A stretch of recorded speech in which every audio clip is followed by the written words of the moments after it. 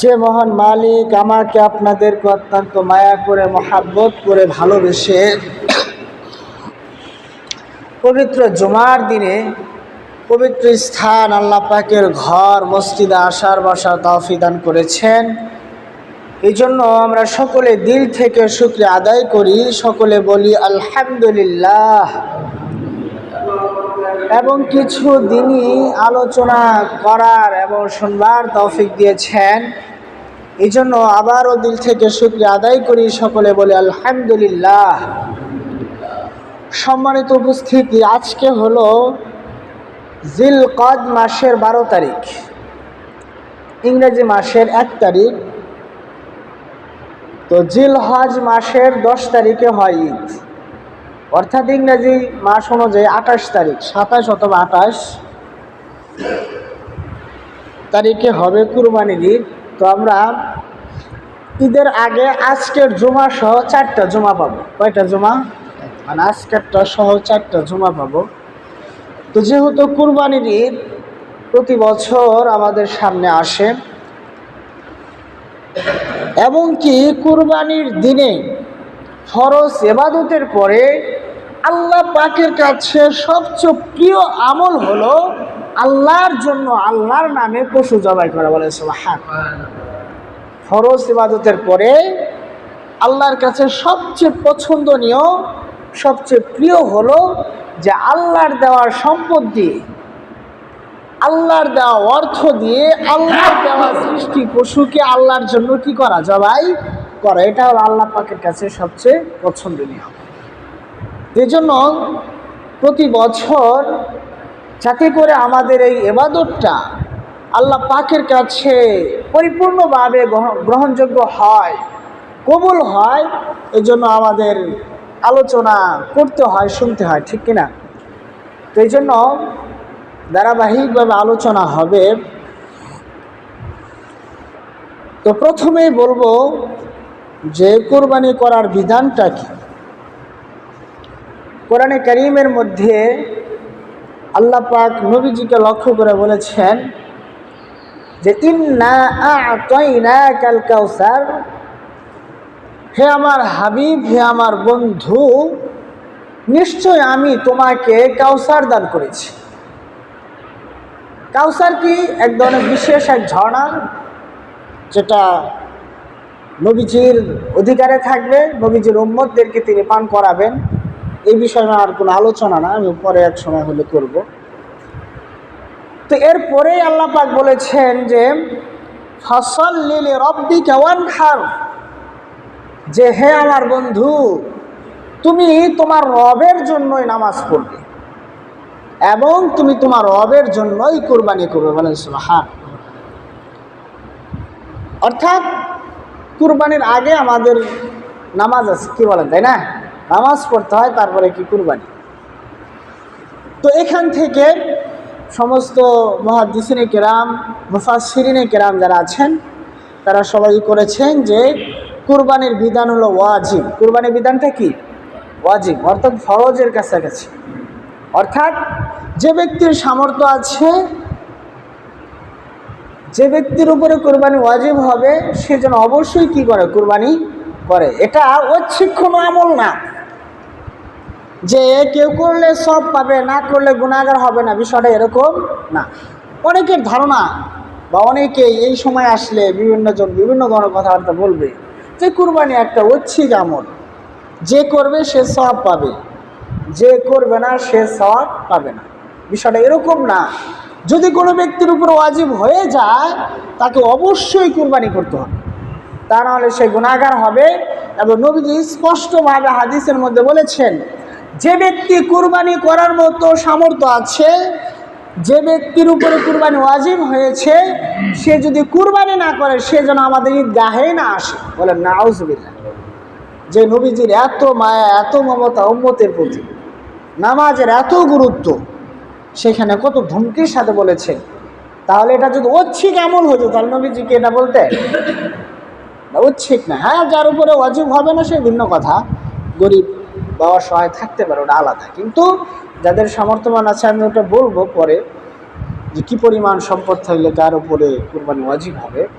এই জন্য মহতারাম হাজিরিন, আমরা যারা সচ্ছল আছি এখন থেকে প্রস্তুতি নেওয়া এবং কি পাকাপোক্ত নিয়ত করা যে আমি যেন আল্লাহর জন্য ছোট একটা ছাগল হলেও যেন কি করতে পারি, জবাই করতে পারে আল্লাহর জন্য, আল্লাহর হুকুম পালনার্থে। এই জন্য এখন থেকে প্রস্তুতি না, দোয়া করা। আল্লাহ পাক আমাদের সকলকে তৌফিক দান করে, সকলে বলেন আমিন। তো ধাপে ধাপে আমি অনেক বিষয়ে আলোচনা করব। তো প্রথম 1 নাম্বার হলো কুরবানি হলো আল্লাহ পাকের একটা নিদর্শন, আল্লাহ পাকের একটা নিদর্শন। তো কোরআনে কারীমের মধ্যে আল্লাহ পাক বলেন ওয়া ইউআযযিম শাআইরাল্লাহ ফাইন্নাহা মিন তাকওয়াল কুলুব, যে ব্যক্তি আল্লাহ পাকের নিদর্শনাবলীকে সম্মান করবে, যে ব্যক্তি আল্লাহ পাকের যেই শিআর আছে, বিধিবিধানগুলো আছে, এগুলাকে যারা সম্মান করবে নিশ্চয়ই এটা অন্তরের তাকওয়া থেকেই হবে। অর্থাৎ যার হৃদয়ের ভিতরে আল্লাহ পাকের ভয় আছে, যার হৃদয়ের ভিতরে আল্লাহ পাকের মহব্বত আছে, আজমত আছে, ওই ব্যক্তি আল্লাহ পাকের বিধানকে সম্মান করতে পারে, ঠিক কিনা? এই জন্য কুরবানি করা আল্লাহ পাকের একটা শিআর, একটা বিধান, ইসলামের অন্যতম একটা বৈশিষ্ট্য কুরবানি করা। 2 নাম্বার বিষয় হলো যে কুরবানি আল্লাহ পাকের নৈকট্য অর্জন করার একটা মাধ্যম। আল্লাহ পাকের নৈকট্য অর্জন করার অনেকগুলো মাধ্যম আছে। কোনো ব্যক্তি যদি সঠিকভাবে নামাজ পড়ে, এর মাধ্যমেও আল্লাহ পাকের প্রিয় হওয়া যায়। দান সাদাকা করা, হ্যাঁ, হজ ফরজ হলো হজ করা, জাকাত ফরজ হলো জাকাত দেওয়া, প্রতিবেশীর হক আদায় করা, আর অনেক আছে। তো আল্লাহ পাকের নৈকট্য অর্জন করার অন্যতম একটা মাধ্যম হলো কি করা, কুরবানি করা। এই জন্য হযরত ইব্রাহিম আলাইহিস সালাম তিনি যে কথাটা স্পষ্টভাবে ওই সময় বলেছিলেন, আল্লাহর কাছে এত ভালো লেগেছে, এত পছন্দনীয় হয়েছে যে সেটা আল্লাহ পাক কোরআনের মধ্যে উল্লেখ করেছে, বলে সুবহানাল্লাহ। যে ইব্রাহিম আলাইহিস সালাম ঘোষণা করেছিল ওই সময় যে ইন্না সালাতি ওয়া নুসুকি ওয়া মাহইয়ায়া ওয়া মামাতি লিল্লাহি রাব্বিল আলামিন, নিশ্চয় আমার নামাজ, আমার কুরবানি, আমার জীবন, আমার মরণ সব কিছুই হলো আল্লাহ তাআলার জন্য, বলে সুবহানাল্লাহ। কি বলেন, আমাদের নামাজ, আমাদের কুরবানি, আমার জীবিত থাকা, মরে যাওয়া সব কার জন্য? আল্লাহর জন্য। কোনো ব্যক্তি যদি নিজেকে এইভাবে গড়াইতে পারে যে আমার সমস্ত কাজ আমি যা কিছু করি না কেন আল্লাহ পাকের হুকুম মোতাবেকই করব এবং আল্লাহর জন্যই করব, ওই ব্যক্তি সফল কাম হয়ে যাবে, বলেন সুবহানাল্লাহ। এই জন্য এরকম পাকাপোক্ত নিয়ত থাকতে হবে। নিয়তের বিষয় এই জন্যই বলা হয় যে আমাদের সমাজে একে একেও কুরবানি করে, আবার শেয়ারে শরিক হয়েও করে। তো একা করুক আর শরিক হয়ে করুক, সর্বোপরি সকলের জন্য একই মেসেজ, একই কথা, যে সবাই যেন সবার নিয়তটাকে বিশুদ্ধ করে যে আমি আল্লাহর জন্যই করতেছি। আরে ভাই গোস্ত তো এটা খাও, এটা তো খাবো, আল্লাহ পাক দিবেনই, এটা আল্লাহ পাক রহম করেছেন। পূর্বের যুগের তো বিধান ছিল এরকম যে কোরবানির পশুটাকে পাহাড়ের উপরে রেখে আসবে, আকাশ থেকে এক অগ্নিকুণ্ড এসে সেটাকে জ্বালিয়ে ফেলবে, যারটা জ্বলে যাবে, পুড়ে যাবে, বোঝা গেল তারটা কি হয়েছে, কবুল হয়েছে। আর যেটা পুড়বে না, বোঝা যাবে এটা কি হয় না, কবুল। যদি ওই সিস্টেম এখন থাকতো তাহলে তখন স্পষ্ট জানা যেত যে কারটা কবুল হইতেছে, কারটা হইতেছে না। যদি এরকম হইতো তাহলে একটা লজ্জার বিষয় না যে এখানে 20টা কুরবানি হইলো, 5টা হইলো আর 15টা হইলো না। তো আল্লাহ পাক এই বিষয়টাকে গোপন রাখছেন যাতে এই উম্মতে মুহাম্মাদে লজ্জা না পায় দুনিয়ার বুকে। সারা জীবন তাকে টিটকানি মারবে যে তোমার কি দেয়া করছিলে, আমারটা কবুল হয়নি, জানি তুমি কেমন, আল্লাহ পাক তোমার কুরবানি কবুল করে না। তো এই যে একটা অপমান, এটা থেকে আল্লাহ পাক কি করছেন, বাঁচায় দিচ্ছেন। এবং আগেকার মানুষ তো গোস্ত খাওয়ার সুযোগ ছিল না, কিন্তু এই উম্মতে মুহাম্মাদীকে আল্লাহ তাআলা গোস্ত খাওয়ারও সুযোগ দিয়েছেন, বলেন সুবহানাল্লাহ। আল্লাহ পাকের কথা, আরে আমি তোমাকে সম্পদ দিয়েছি, আমার দেওয়ার সম্পদ দিয়ে আমার নামেই জবাই করবে, গোস্ত তো আর আমি আল্লাহ খাবো না, গোস্ত তুমিই খাইবা, খালি আমার নাম নিয়ে জবাই করবা, আবার বিশুদ্ধ দিলে বিশুদ্ধ নিয়তে জবাই করে। বলেন সুবহানাল্লাহ। কি বলেন, আজকে দেখা যায় 50,000, 30,000, 1,00,000 টাকাতে একটা পশু কিনা যদি গোস্ত না খাইতে পারতো কত আফসোস থাকতো না? আল্লাহ পাক তো সবই জানেন। তো আল্লাহ পাকে এই সুযোগ দিয়েছেন যে গোস্ত তোমরাই খাবা, নিজে খাও, পরিবারকে দাও, আত্মীয় স্বজনকে দাও, গরিব দুঃখীকে দাও, সবাইকে দিয়া খাও। ঈদের দিনে সমস্ত বান্দা আল্লাহ পাকের মেহমান। বলেন সুবহানাল্লাহ। আর আল্লাহ পাক হলেন কি মেজবান, আল্লাহ পাকের পক্ষ থেকে সবার মেহমানদারি, সবাই খাবে।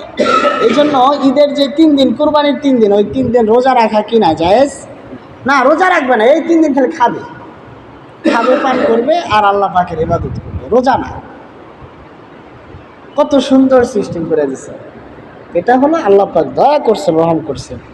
তো এই জন্য নিয়তটাকে বিশুদ্ধ করা, যে এবং কি আমার উপার্জন, একজন মানুষের অনেক সোর্স থাকে ইনকামের, তো সেখান থেকে যেটা বেশি কয়, ওই যে কেনার মনে জানা, কি বলেন, তাই না? কে কি করে বা কেউ না জানলে সে নিজে তো জানে যে আসলে আমি কিভাবে উপার্জন করতেছি, কিভাবে কামাই করতেছি। এতটুকু দেনাক আল্লাহ পাক সবাইকে দিয়েছেন। এই জন্য কুরবানির পশুটা আপনারা যেটা কিনবেন, যে আপনার যেই একবারে হালাল যে ইনকামের যে সোর্স, সেখান থেকে আমি তো প্রায় সময় বলি যে বিশাল বড় গরু না পারেন, একটা ছাগল তো দেন, 15-20 হাজার টাকা হলে কি হয়, একটা ছাগল হয়। কারণ এখানে তো আল্লাহ পাকের হুকুম মতো পশু জবাই করা।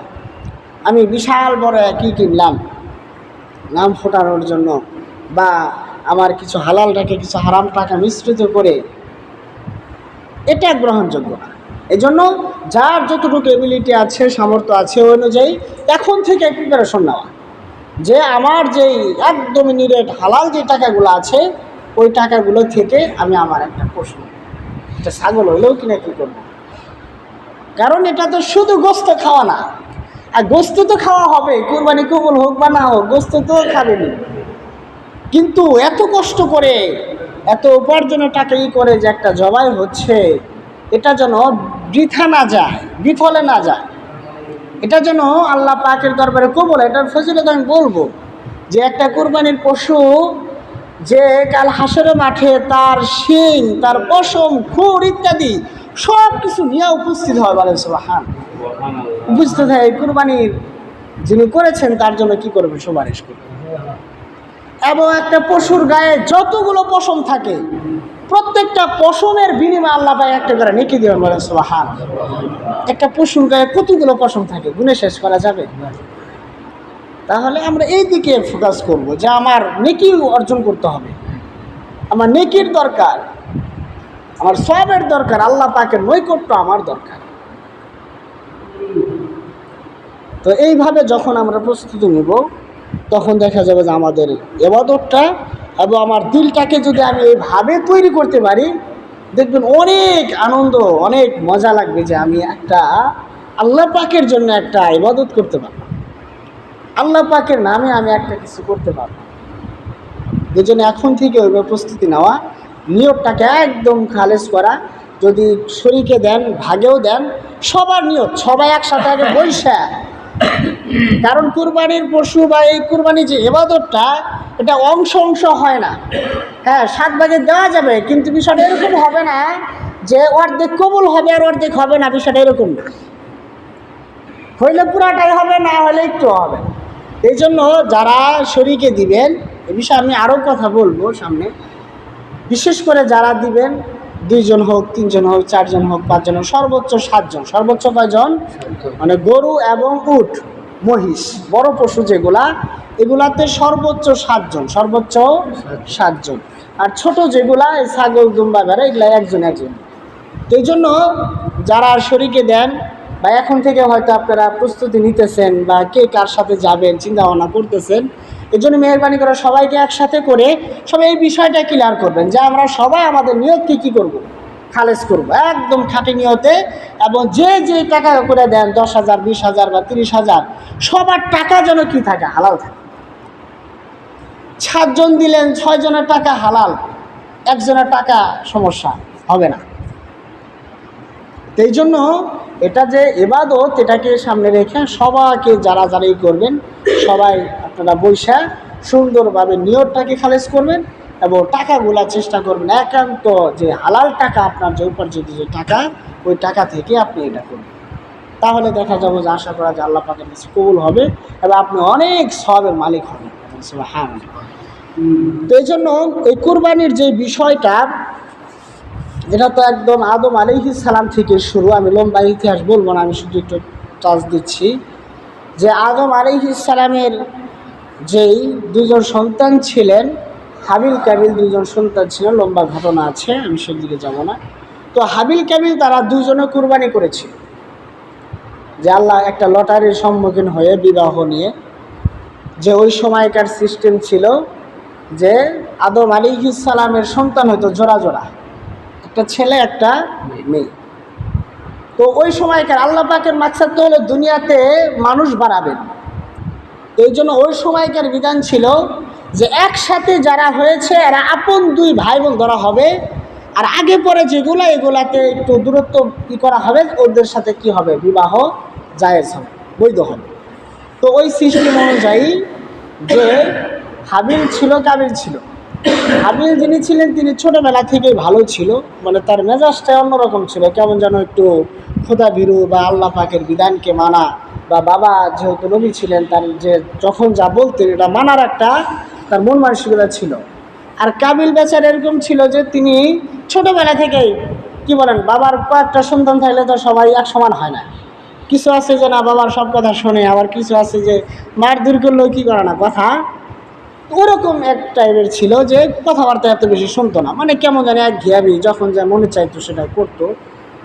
তো পরে যখন আস্তে আস্তে বড় হয়েছে, তো নিয়ম অনুযায়ী কাবিলের সাথে আর যে বোন হয়েছে সেই বোনটা হয়েছে তুলনামূলক সুন্দরী, আর হাবিলের সাথে যে বোন হয়েছে সেটা তুলনামূলক একটু চেহারা একটু খারাপ। আর কাবিলের কথা হলো যে না, আমি কোনো নিয়ম মানি না, আমার কথা আমার সাথে যে বোন হয়েছে সুন্দরী, আমি এটাকে কি করব, বিবাহ করব। তো বাবা বলে যে না, এটা তো আল্লাহ পাকের বিধান তো এরকম না, আল্লাহ পাকের বিধান হলো তোমার অন্যটা করতে হবে, এটা করা যাবে না। পরে কয় না, আল্লাহ পাকের কোনো বিধান না, এটা তোমরা আমার সাথে চক্রান্ত করে ওকে সুন্দরী দিতেছ আর আমাকে নর্মাল দিতেছ।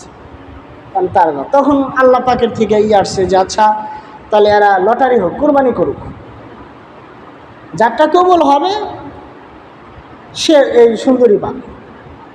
তো এইভাবে ওই সময়কার যারা জীবিকা নির্বাহ করতেন, ওই সময়কার সিস্টেম ছিল, হাবিল কী করতেন, তিনি যে ছাগল বকরি এগুলা চাষাবাদ করতেন, এগুলা লালন পালন করতেন, এগুলা দিয়ে জীবিকা নির্বাহ করতেন।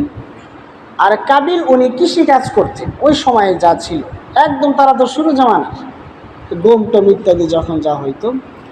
তো যখন এরকমই হইল, তখন হাবিলের চিন্তা ভাবনা হলো যে আল্লাহর জন্য আমি কুরবানি করব।